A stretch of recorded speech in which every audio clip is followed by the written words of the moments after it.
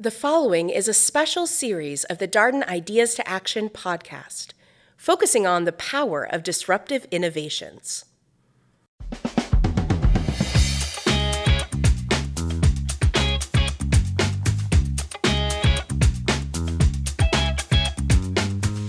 Good Disruption, a lively discussion between UVA Darden School of Business professors Yael Grushka-Cocaine and Mike Lennox on cutting-edge technologies and practices that are challenging the status quo.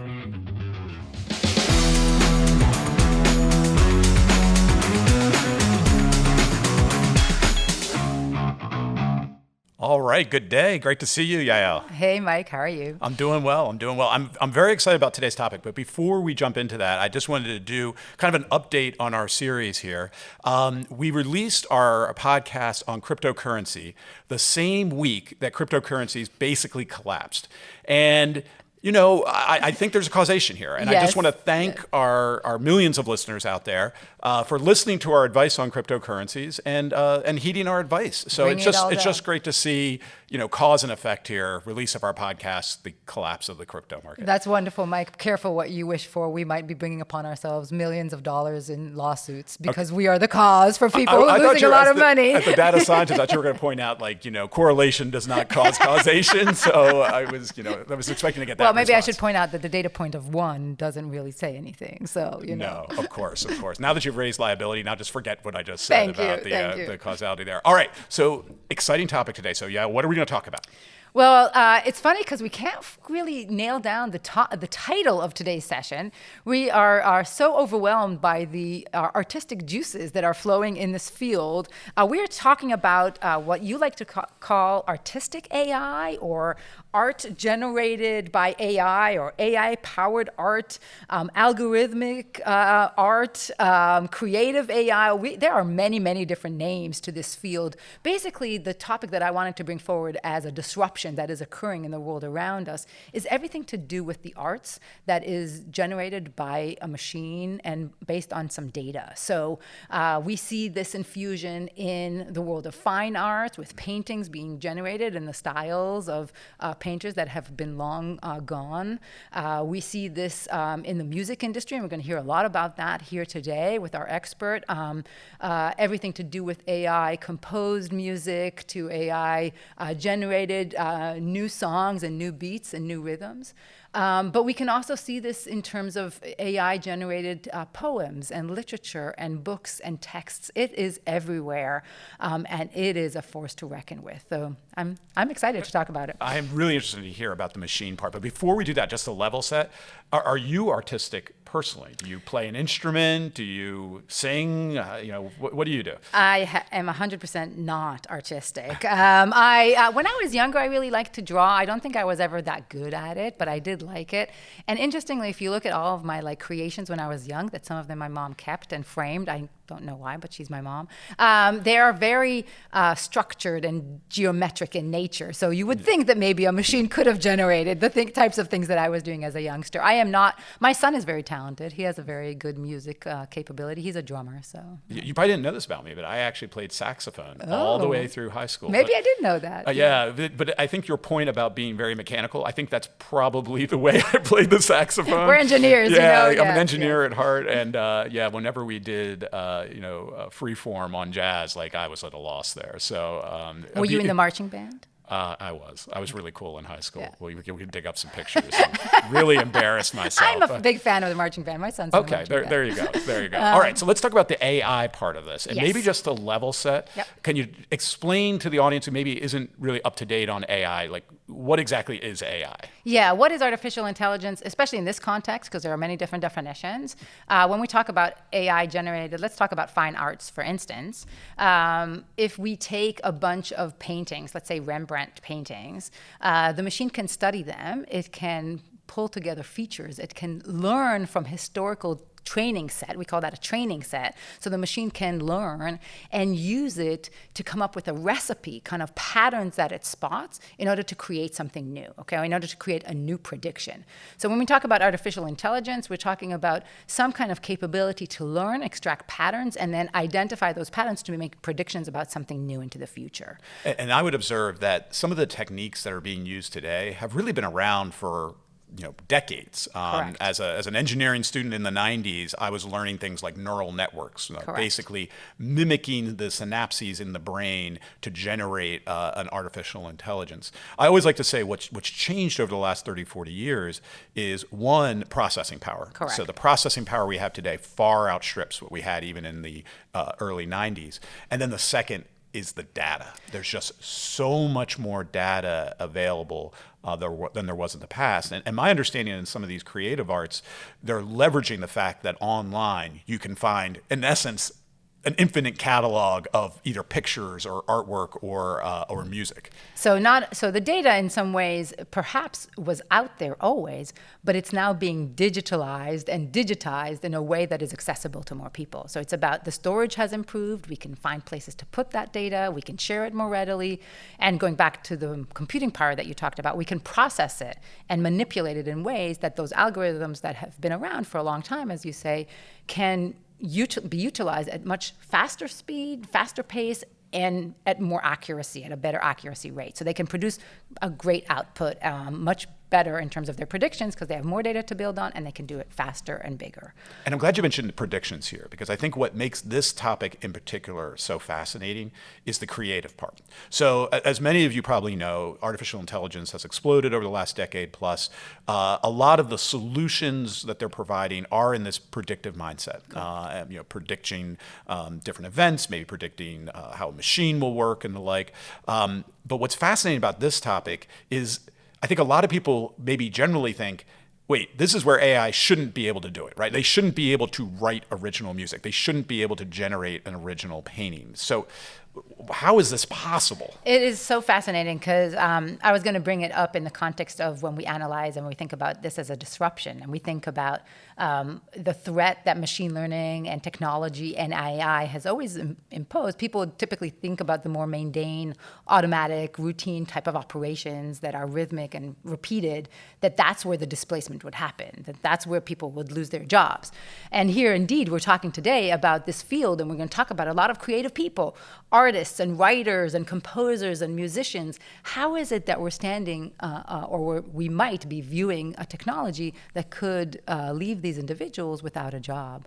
Well, what's so interesting here, and going back to this idea of artificial intelligence and the boom that we're seeing right now, is that one of the capabilities that comes with this added access to data, large volumes of data, and fast processing capability is the sophistication to pick up patterns that are really hard for individuals to identify. So we cannot identify, if I just looked at the data if I could even look at the data, which I can't because of its size, but if I could, I wouldn't be able to detect with my eye some pattern.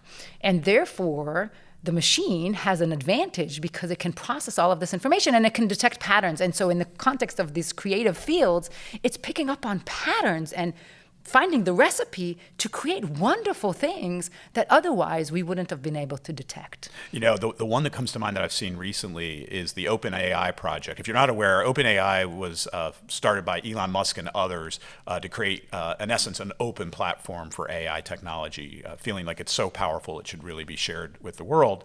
And one of the latest and greatest AIs they've come out with is one called DALL-E 2.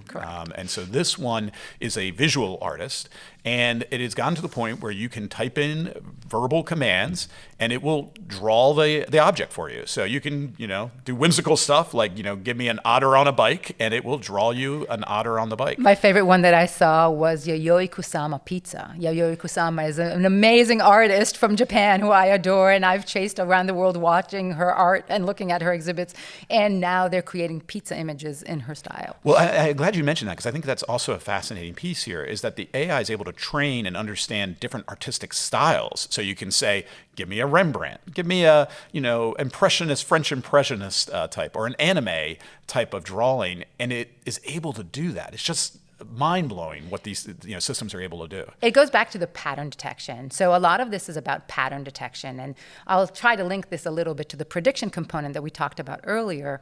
What we're trying to ask is, like, what is the chance that the pattern exists, or which pattern is the highest probability that it would represent this artist or will be in this style? And if you can rank those patterns and you can identify them, you can replicate them in the future. And so that's how these machine learning algorithms work. This is how the artificial intelligence is created. And it might be different and a little bit nuanced in different industries. So if we think about music, it might be different than in the fine arts versus in poetry or in literature, but it has its applicability in each. Now, the classic test for AI has been when you are engaging with an AI and you don't know it. Like, you're on a call with a call center and it's an AI and you think you're talking to a real human. Or vice versa. Sometimes I think I'm talking to a robot and it's a real person. Well, that's true. That's true. What's your sense? Like, are these drawings or these music that are being, or articles that are being written, do they pass that test, in your opinion? Can you tell that it's an AI, or are you like, oh, I just assumed it wasn't? Well, some are better than others. So some fields are more advanced than others. I think the music industry is more advanced, and we'll hear from an expert in the field exactly how and where it's being adopted in large scale. Some of the platforms and the machines that you have described, like the DALL-E 2 and Google's equivalent, they're still a little bit clunky, and some of these images that are being created are clearly not quite up to speed in terms of us believing that it's a real deep fake creation. But it's a matter of not that much time until it will get there. It's certainly better than I am, so I know it far outstrips my artistic ability. Well, maybe that's a matter of taste. We always have the notion that art can be interpreted in a matter of taste. No, I think there's a quality metric here, and that it far outstrips me on. Well, should we bring our expert in? Yeah, Aaron Stepp, you are an expert. You got your PhD from University of Virginia, and you do a lot on software, music, and combine those two. How would you characterize your profession? A composer, a musician? Where do you stand these days? Computer scientist? I sit in a couple of places because I'm classically trained. I went to music school and conservatory for my undergraduate and master's, and then I came here to UVA for a computer music program, and my dissertation was a software library that I composed music with for instruments and a voice, and the poetry was a real human writing the poetry. So I kind of straddle a couple fences. Oh, beautiful. And actually, you come from a family of musicians, right? Not only yourself, but I believe your father had a band. Is that true? Both my parents were music educators for a very long time, and then my grandmother played the organ in churches for decades. Amazing. So we're establishing, again, we have no artistic ability. You have a lot of artistic ability here. Yeah. What would they say, or what do they say? I'm sure that you have these conversations with them all the time. What is their reaction to this notion that computers can generate and compose new creations and new pieces of music? It's really interesting because, and I'm going to give a little story as a framework. When I was growing up, we'd listen to music when we were on road trips, and they'd tell me what I was hearing, like technically. So they'd say, this is this kind of a chord, or they're mixing it this way. And so I was always kind of aware of this kind of conversation and how we're thinking about it. And so my parents, relatively open-minded people, in my opinion, always want to say, is it good? And I think that's the big question that my parents and I have when they hear my music or music similar to mine, which I do a lot of different things, and a lot of my colleagues do all sorts of kind of amazing things with music. The question is it good? And it's a hard question, it's a difficult question, and it's an emerging field with computers. And so we may not know what good is yet. And I think that's usually what we end up deciding at the end of the day is this has potential. I love it. I'm curious, do you see AI as fundamentally different than other technologies that have influenced music over the years, right? Electric guitars, reverb. There's been a long history of technology we brought into the industry. Is this just a continuation, or is this something fundamentally different?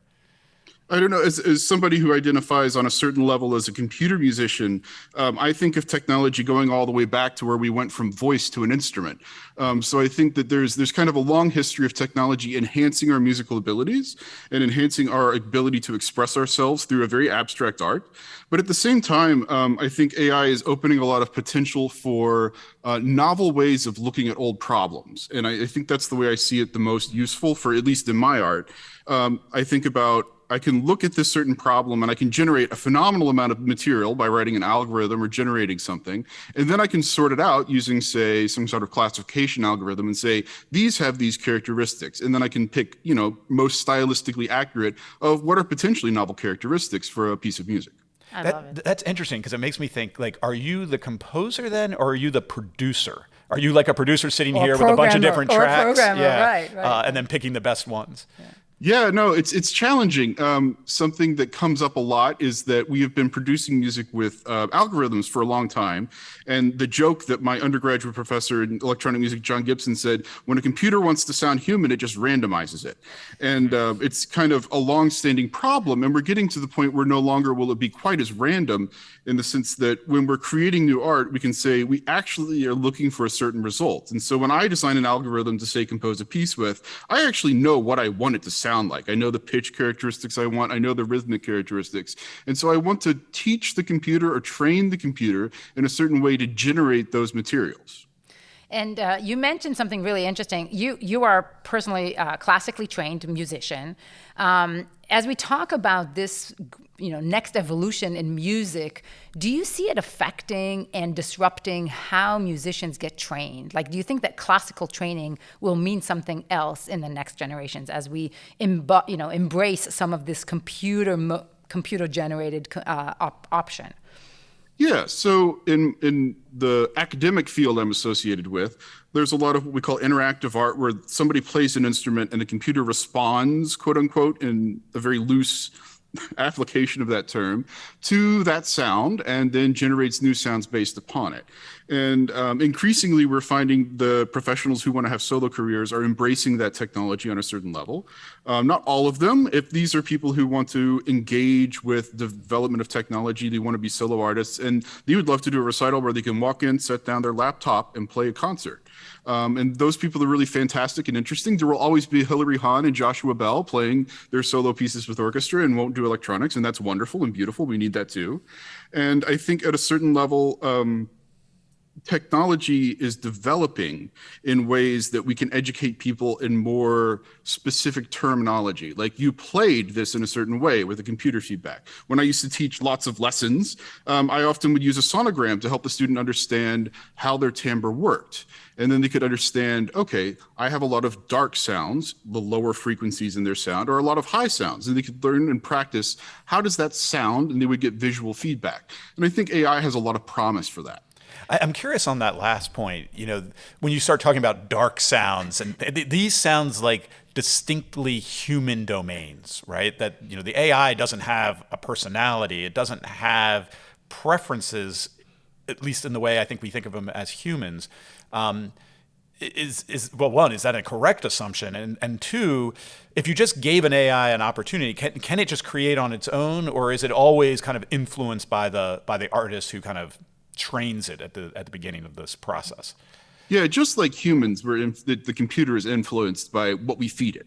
So, of course, I've been fed music my whole life, like most people who are alive today, and I have developed a certain set of individual preferences and tastes. I don't think computers, from what I've done, can develop that level of preference and taste, that kind of novel individualness. But what we can do is we can select what material the computer is going to choose from. So if we say, I want something that's in a Bachian style, we can select a lot of Bach pieces. Or if I want to generate something that's completely new, I might compose something by hand and then generate variations upon it and then feed that into the system and see what comes out. So as my daughter always says, if she wants to create in the genre that I like dad sad country music, exactly. we can train it to do that. Totally train it to do that. Well, let's say we can train it to learn 3 chords and the truth. I love it. Well, this kind of reminds me of bringing it a little bit to the business world in some way.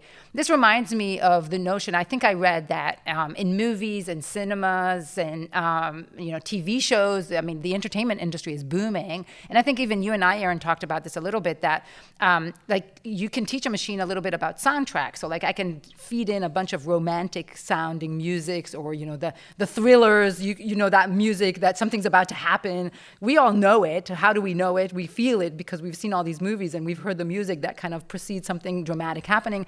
We can train machines machines to help us do that kind of work. Is that a field that is growing fast? Like, what do you think that that's where it's going to infuse? I can see a lot of cost savings there specifically. Yes, no, you're right that it would be incredibly cost saving for production studios to do that. I think there's kind of two elements that go into it, and one is the psychological element of a computer made that, not a human. And there's always, especially even with my music, there's that reaction where some people are like, but you didn't do it. And I think that there's a certain point where that cachet of a human doing something will always have some sort of financial value, especially for prestige institutions. But I think at the same level, you all have talked a lot about training data and understanding that. When we talk about how we put music together, we would say, what are the elements of the music? From a very theoretical standpoint, as in like first year theory. And we would say, what are the notes that are being played? How are they combined? What instruments are being played? What are the rhythms? And we would break it down to that element. And so, yeah, we could generate, especially as systems get more sophisticated and faster, we could generate really interesting soundtracks, and we could have a computer play them because there are these phenomenal sample libraries. And I think that it's an interesting disruption in the sense that we all felt like our creative selves as humans are significant and important, and yet this computer might be able to do it too. Faster and cheaper, that's for yes. sure. Yeah. I mean, and I would think the substitution effect comes to mind here, that even if you need some creative people, you're going to need less of them in a world where you're enabled by AI and technology here. Is that true? And if so, is there angst in the composing industry or the musician industry about what AI is able to do? I think there's a very human hope in music, is that people will always want to go to concerts and see people play. I think because it is very satisfying. I think at the same time, as all industries have the opportunity to say, let's find faster, cheaper ways of producing more and more art, we can expect to see that more. And I don't think there's a lot of angst in the industry because I don't think a computer could ever quite accumulate my life skills.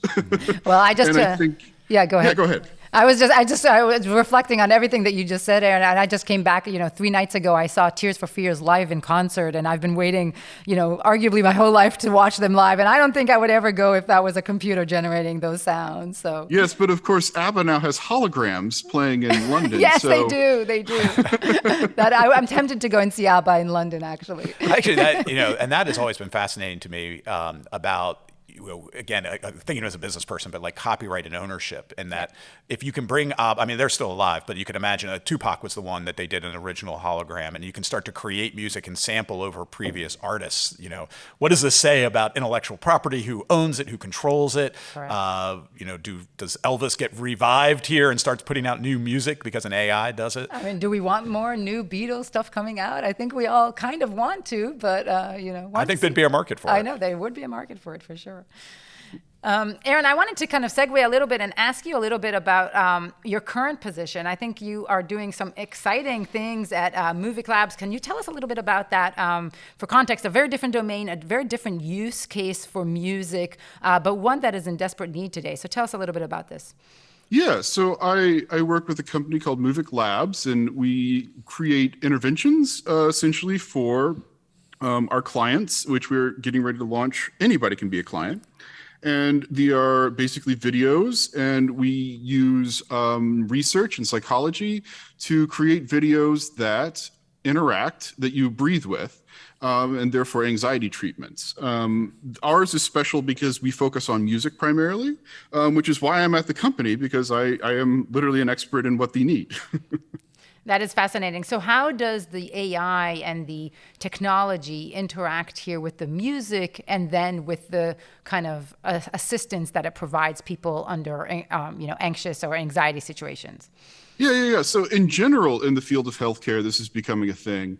And the idea of generating content, is because people are going to watch these videos and maybe they feel really good after one, they want to watch another one.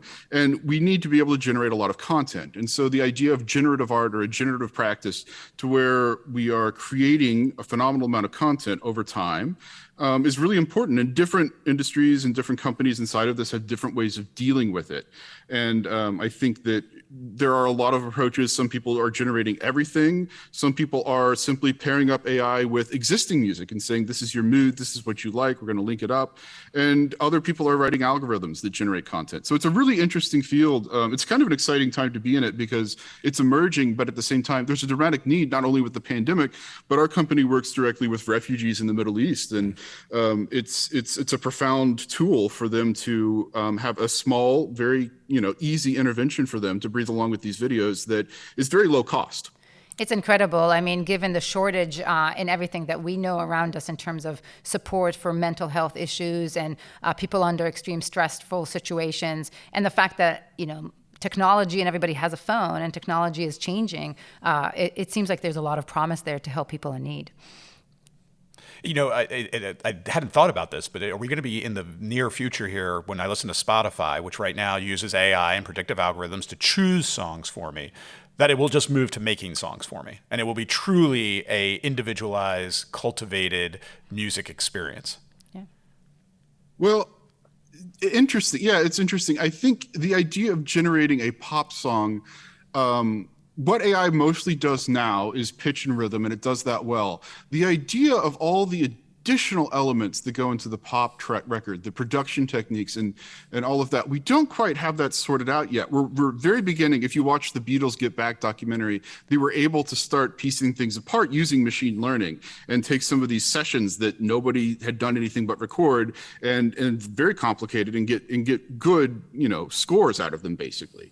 And it's a very interesting technique. They can select different sounds and parts.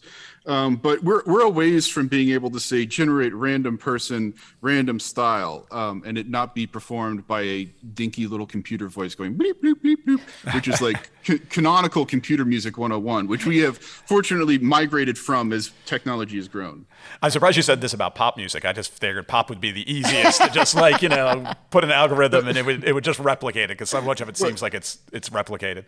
Yeah, I think it depends on how you're listening. If you are in psychologically, we listen this way. In psychoacoustics, we talk about pitches first, and then other elements start to come. A lot of the elements that make pop albums sound so present and so forward is the fact that there's a lot of other stuff going on than just the people singing, unless, going back to the country music, you're listening to the Rick Rubin, Johnny Cash albums, in which case it's just him as loud as possible, which I love. Wonderful. Yeah, go ahead, Mike. Well, I just was, wanted to turn our attention to kind of one of the questions, Aaron, that we ask on this podcast is good disruption, bad disruption, no disruption. And we started to touch upon some of the good aspects of this technology. Do you see any bad aspects of this technology, things we should be wary of or concerned about as creative AI continues to develop? Yeah, I think ownership is a big thing, and ownership is a problem now in the industry and has been for a long time. We live in a litigious society, which is part of it, but also there's this notion that somehow there are boundaries or rules on who is making what and how those notes are configured, and that those notes can only be configured by some person in some way. And I think that it could be a potentially dangerous tool to start saying, well, we generated this piece based on all of these other pieces, and it sounds new, but it's all of those elements being reconstituted. And I think that there could be legal issues there, and I think there could be a certain amount of feeling of theft as an artist, and a feeling as though, did they pay for the royalties of that, or did they just, download a bunch of albums and then generate new music based on it? And who owns that and who's doing that? I think that's very disruptive, and we have a very complicated legal system when it comes to music. A lot of people aren't experts in music, and so they make decisions as not experts, and it's complicated.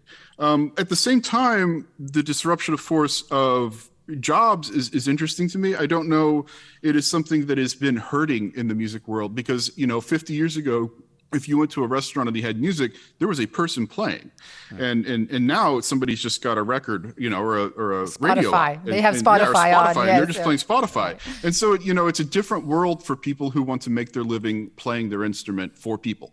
And it's very easy to get music for free in our society. And I wonder how much AI will influence how people conceive of the creative process. When a computer can do it, why should I pay for a human to do it? And there's some other risks and dangers there in the sense of, for instance, going back to the images that we were talking about earlier, some of those technologies, the Imagine by Google and the DALL-E 2 by OpenAI, some of them are holding back on releasing some of the code and really opening this technology to everybody from this fear of deep fake, this idea that some people would be harmed. You can create images that nobody wants to see, or that you're really going to put somebody in a weaker position. Fake news is already a problem. There's lack of trust when it comes to the news outlets and everything that you find out there. There is a danger where this just creates even more of that, and you just don't know what you can trust and what you cannot. Well, that's got me scared now. Yeah. I wanted to, Aaron, go back to the, I'll call it the copyright or intellectual property question. It strikes me like that's been an issue in music for a long time. I'm old enough to remember the old Vanilla Ice sampling, obviously in my opinion, sampling Queen, but trying to argue that he was not sampling Queen. Is it just a continuation of this long-standing argument about sampling, or is it again kind of fundamentally different here in an AI world? I think it's fundamentally different because we can produce content that may sound different, but is generated upon somebody's work of art. And so where does the ownership of that art begin and end?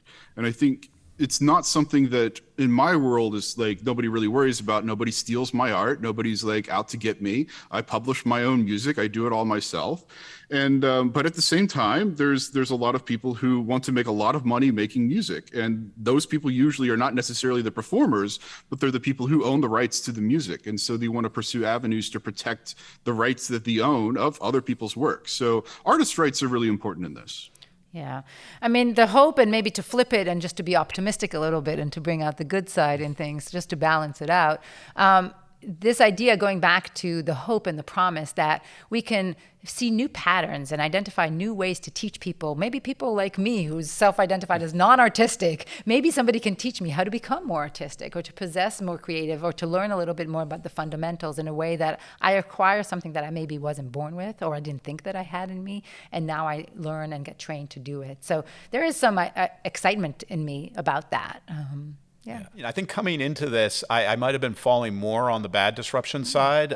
There's just something innate about human creativity that I feel if it was lost, that we've lost something as a society. But I think you've made some excellent observations about how this is one, technology has always been in the music and other fields here, and so this is a continuation, and it can be enhancing to the human creative process. That it needn't be just purely a substitute for it, and that's true. I think of a lot of technologies. We might fear autonomy or other forms of giving control to machines, but done right, it can actually be a blessing and an enhancement. Yael, where do you stand? Yeah, so listening to this conversation and thinking about it for a few days now, and in general, my sense is that as unbelievably breathtaking and exciting as it is, I actually don't see it as a disruption so much. I would come down. You're going on no disruption? No disruption, our third category. Yes, a controversial one and not one we use often.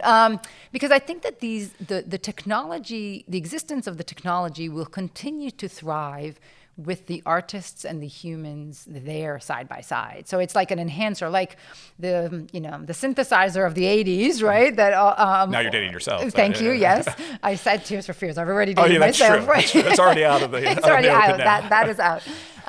But think about the studio that we're in and our amazing producers and what they're using upstairs to kind of make sure that we sound great, and the ways in which AI is evolving. It's almost like giving opportunity to new creative initiatives. I think, while I'm not an artist myself, I love TV and media and movies and what's going on in the, on Netflix and on the streaming channels and all the creativity there with everything, with all the new movies and new ideas. It just feels like it's just inspiring others to do even more. So I don't see it as much as a disruption, but an enabler that will allow the field to continue for years to come. But a good no disruption is what no disruption, yes. A natural way in which, as you guys pointed out, a natural way in which these kind of creative fields evolve. Well, this has really been a fascinating discussion. Erin, thank you so much for joining us today. A huge help to us because this is not our area of expertise by any means.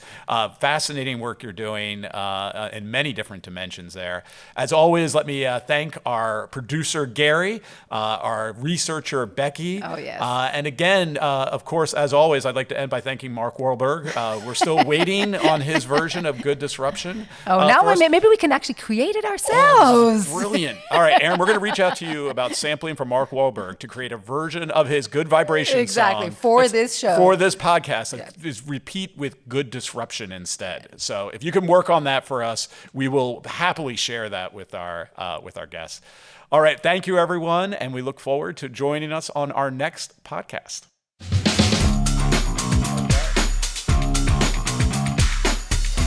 Good Disruption is a podcast from the University of Virginia Darden School of Business.